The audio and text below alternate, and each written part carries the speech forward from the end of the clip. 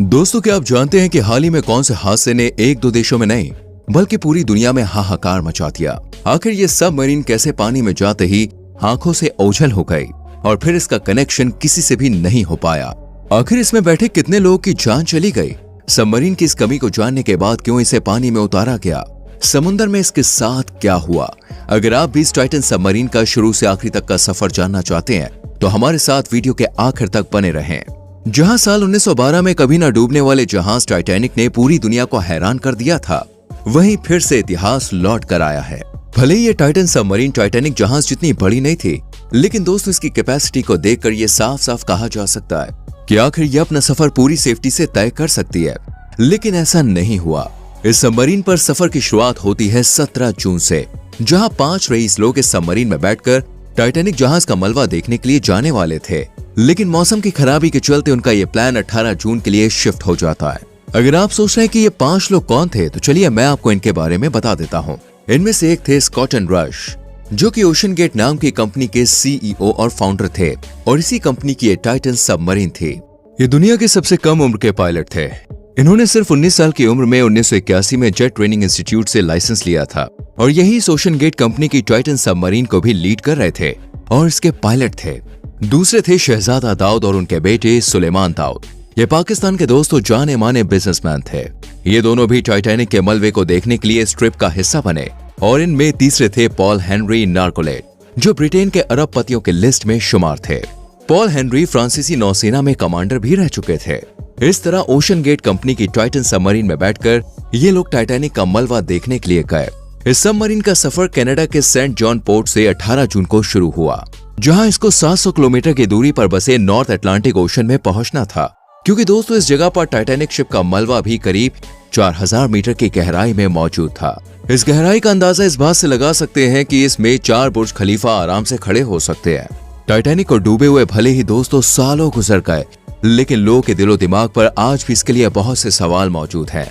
इन्हीं सब सवालों के जवाब जानने के लिए ये 5 लोग 17 जून सुबह करीब 8 बजे अटलांटिक ओशन में उतरे, और 1 घंटे 45 मिनट के बाद ही इनका अपनी टीम के साथ संपर्क टूट गया। हालांकि इस टाइटन सबमरीन में कम्युनिकेशन के लिए 2 खास तरीके से सिग्नल्स लगाए गए थे, जिससे सबमरीन से कंट्रोल रूम का आसानी से संपर्क हो सके। इसमें एक था दोस्तों 2 वे सिग्नल, जिसको इसलिए लगाया गया था ताकि सबमरीन के क्रू मेंबर और कंट्रोल रूम के बीच बातचीत हो सके, और दूसरा था 1 वे कम्युनिकेशन सिस्टम। इसे सबमरीन में इमरजेंसी कम्युनिकेशन के तौर पर लगाया गया था, लेकिन पानी का दबाव ज्यादा होने की वजह से ये दोनों ही काम ना आ सके, क्योंकि पानी का प्रेशर करीब 5000 PSI था। इतनी गहराई में दोस्तों बहुत ज्यादा अंधेरा भी था, इसलिए कनेक्शन सबमरीन के पानी में उतरते ही कुछ समय के बाद टूट गया। लेकिन शुरुआत में इस बात को ज्यादा सीरियसली नहीं लिया गया। लेकिन जब इस सबमरीन का समय, जो कि इस सबमरीन को 7 घंटों में वापस आना था, ये पूरा हो गया और टाइटन सबमरीन का कुछ भी पता नहीं चला, तो इनकी टीम काफी ज्यादा फिक्रमंद हो गई, क्योंकि ना तो ये सबमरीन अभी तक वापस आई थी और ना ही इससे कोई कांटेक्ट हो पा रहा था। इसलिए कनाडा और अमेरिका की टीम इसे ढूंढने के लिए निकल पड़ी।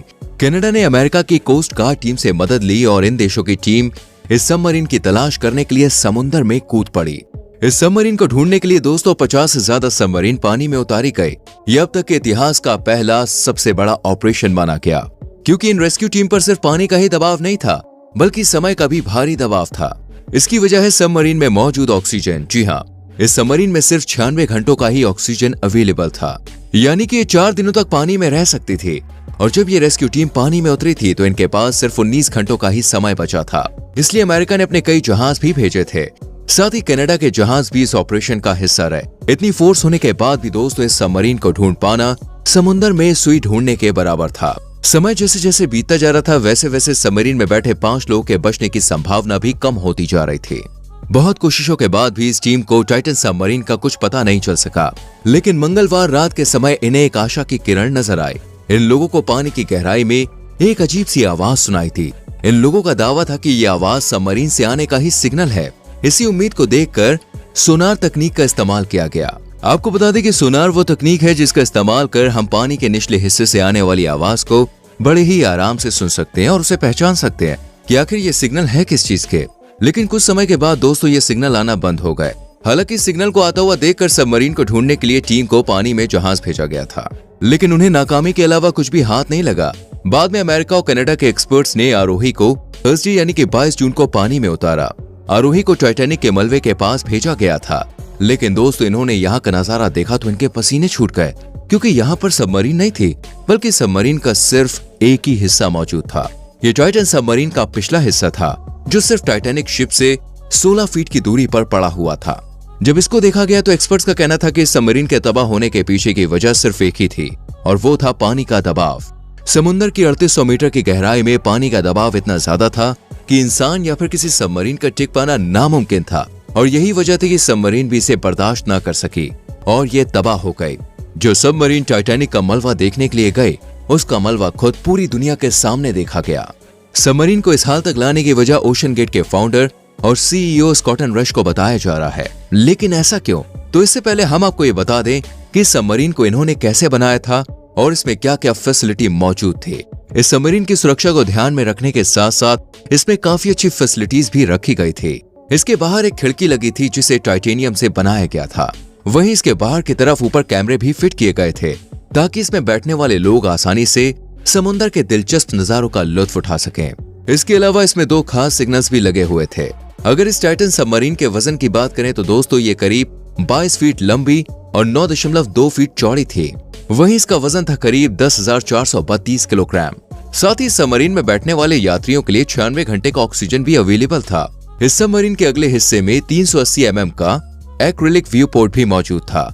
वहीं इसके अंदर की बात करें तो इसमें आराम से बैठने की काफी अच्छी फैसिलिटी दी गई थी, लेकिन फ्रेंड्स इसमें सिर्फ 5 लोग ही बैठ सकते थे।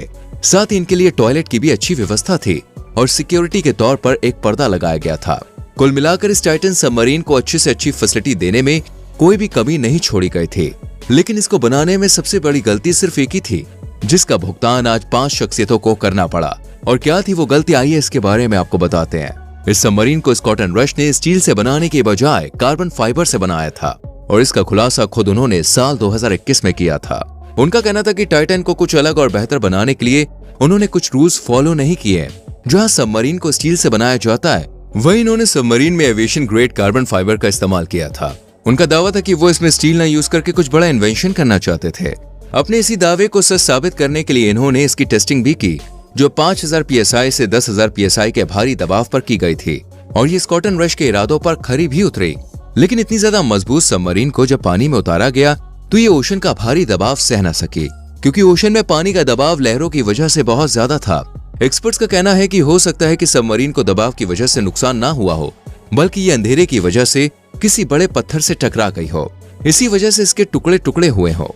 लेकिन दोस्तों कुछ लोगों का मानना है कि सबमरीन की तबाही की वजह इसका कार्बन फाइबर ही है। क्या पानी का दबाव और इसकी बॉडी की वजह से ही ये सबमरीन तबाह हो गई होगी, या फिर इसके पीछे कुछ और राज हो सकता है? कमेंट सेक्शन में जरूर लिखिएगा। वीडियो को लाइक और शेयर भी करना।